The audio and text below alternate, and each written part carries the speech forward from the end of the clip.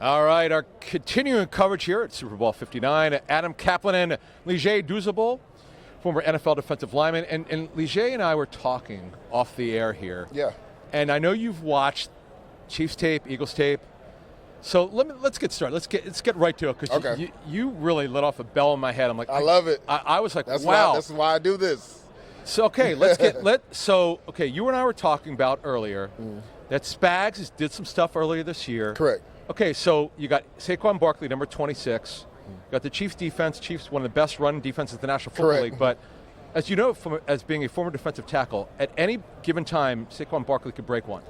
What does Spags need to do here? So that's the thing, right? You got to be gap sound. And when I say gap sound, if you have a gap responsibility, you need to be in it, because as soon as you're not, to your point, Saquon Barkley can take any run 60, 70, 80 yards. So it's interesting. We were talking, I saw earlier, I went back and watched the tape from the Houston Texans. And literally it was the first couple plays of the game. The Houston Texans came out in 12 personnel. For people that don't know what that means, 1 back, 2 tight end. That is what the Philadelphia Eagles major in. They major in a lot of 12 personnel. What they did, which was so interesting, Spags, and this is X and O, so if it's too much, just bear with us for a second. They went a reduced front. And when I say reduced front, is a lot of times you'll take that one defensive end that's usually outside of the offensive tackle, you'll put him in the inside shoulder of the offensive tackle, and you'll bring a linebacker on the edge. That way you have essentially a 5 down front, right? 2 linebackers behind you.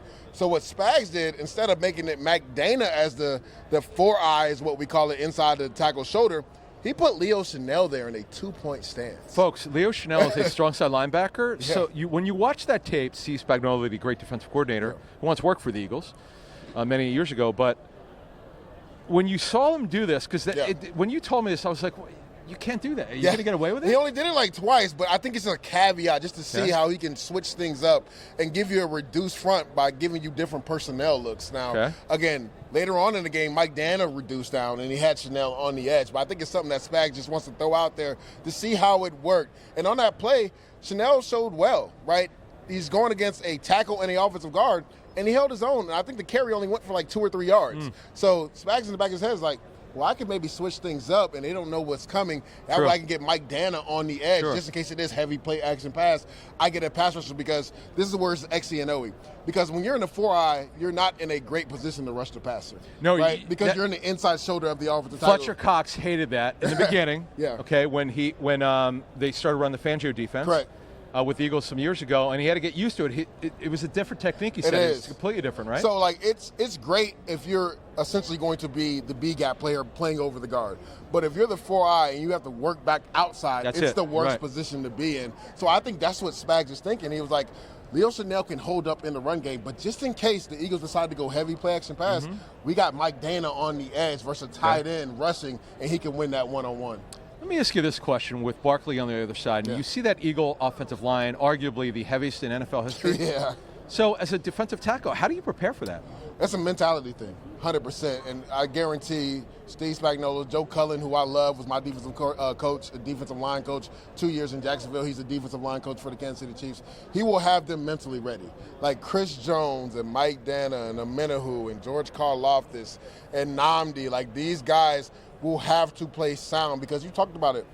This offensive line from the Eagles, they just move guys off the line of scrimmage. They literally move guys and change the line of scrimmage. Mekhi Becton, shout out to Coach Jeff Stoutland, one of the best in the league, because this guy played all left tackle most of his career, his whole career. Never played guard. Right? And now he's like a perennial Pro Bowl guard, right? And he's going to get paid this offseason being a guard probably for whatever team he plays for. And he's 360, 370. So these guys, Landon Dickerson, 360. Like, these guys move guys off the ball. And that's why I think when you go reduce front, it's kind of hard to do double teams, right? Because you have everybody gapped out. So it's essentially 5 single blocks. And I think that's what Spags will do to mitigate and try to take some of that punishment off his defensive line. All right, Leger, Sunday. Eagles, Chiefs, who do you like? So I've been going back and forth because everybody talks about the pedigree for the Kansas City Chiefs, right? This is the most complete team in the NFL when you talk about the Philadelphia Eagles, right? They have the star power. I just think the look in Jalen Hurts' eyes and the way he's carried himself throughout this process. You can tell he's still pissed off about 2 years ago, because essentially it was his fumble that kind of changed the outcourse of the game, because he was the best player on the field that day. Great that day. People keep forgetting he was the best player on the field that day. I think the Philadelphia Eagles get it done, and they stop the dynasty from three-peating. Wow, okay. Yeah, You heard the Eagles get it done. You heard it from Leger Douzable. I'm Adam Caplan.